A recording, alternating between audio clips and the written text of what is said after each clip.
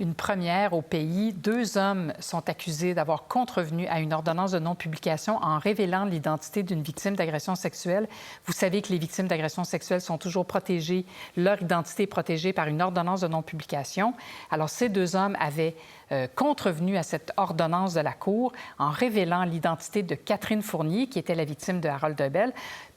Les gens savaient qui elle était, mais on n'avait pas le droit de le dire. Ces 2 hommes, Sylvain Fortin et Stéphane Vigent, avaient outrepassé cette ordonnance. Ils sont accusés aujourd'hui, alors que le procès est survenu il y a 1 an. Il y a un des 2 qui a comparu ce matin au Palais de justice de Rimouski. L'autre va comparaître bientôt.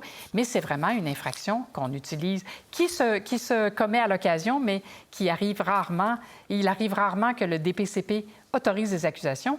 C'est fait. Et maintenant, on peut le dire que c'est Catherine Fournier parce qu'elle-même a demandé la levée de l'ordonnance de non-publication. On la reçoit aujourd'hui. Catherine Fournier, mairesse de Longueuil, bonjour. Bonjour. Alors, est-ce que c'est vous qui aviez demandé au DPCP d'agir dans ce dossier-là parce que votre identité avait été révélée? Je ne peux pas demander au DPCP d'agir directement. Par contre, lorsque je constatais là, des bris à l'ordonnance de non-publication, notamment durant le procès en novembre dernier, je signalais la situation aux enquêteurs de la Sûreté du Québec. Puis c'est vraiment les gens des autorités policières qui décident de faire une enquête ou pas et qui, après, doivent soumettre le dossier pour décision auprès du DPCP qui va choisir là, à ce moment-là de porter des accusations si la preuve est suffisante. Bon, on sait, Mme Fournier, que vous aviez trouvé extrêmement difficile l'étape, évidemment, l'étape initiale, c'est-à-dire porter plainte, dénoncer votre agresseur, et vous craigniez par-dessus tout d'être identifié. On vous avait rassuré vraiment très, très bien. Et la première chose qu'on sait, bon, évidemment, il y a eu l'épisode de Stéphane Bédard, mais ça, c'est autre chose. Mais la première chose qu'on sait, c'est que votre identité a été révélée sur Twitter, notamment. Alors là, ça devait vous donner un choc, alors qu'on vous avait convaincu du contraire. Vous deviez vous sentir un peu trahi. Oui, tout à fait. C'est sûr que je me suis sentie trahie à ce moment-là parce qu'il faut savoir que le fait de pouvoir protéger son identité, c'est souvent ce qui va convaincre une victime de porter plainte. Moi, ça a été mon cas. Ça a été vraiment l'élément déclencheur qui a, disons, terminé ma réflexion. Donc, de voir qu'il y a eu un tel bris, en fait, ça a eu des répercussions immenses sur ma vie, comme ça peut l'avoir sur celle aussi de victimes qui peuvent passer à travers un chemin qui est malheureusement similaire.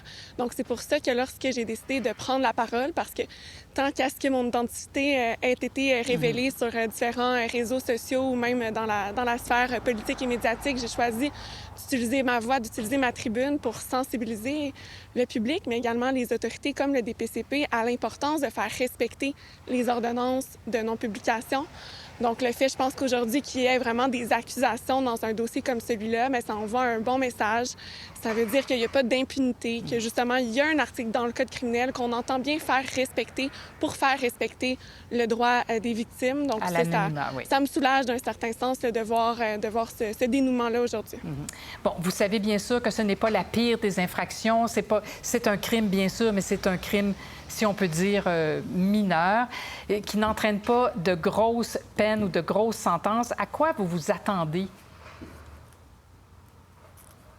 Bien, c'est un message qui est lancé aujourd'hui, c'est que le bris d'une ordonnance a des conséquences graves sur la vie des personnes victimes et que, justement, il y a des accusations qui peuvent être portées, il y a des conséquences aussi qui peuvent arriver pour les gens, justement, qui contreviennent aux ordonnances de non-publication. Donc, moi, c'est surtout ça que je pense. J'ai pas de désir particulier dans les causes qui nous occupent.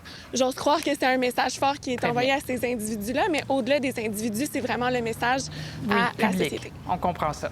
Catherine Fournier, mairesse de Longueuil, merci infiniment de nous avoir parlé aujourd'hui. Au revoir. Merci à vous. Pour voir nos émissions en entier, rendez-vous sur la chaîne Ici RDI.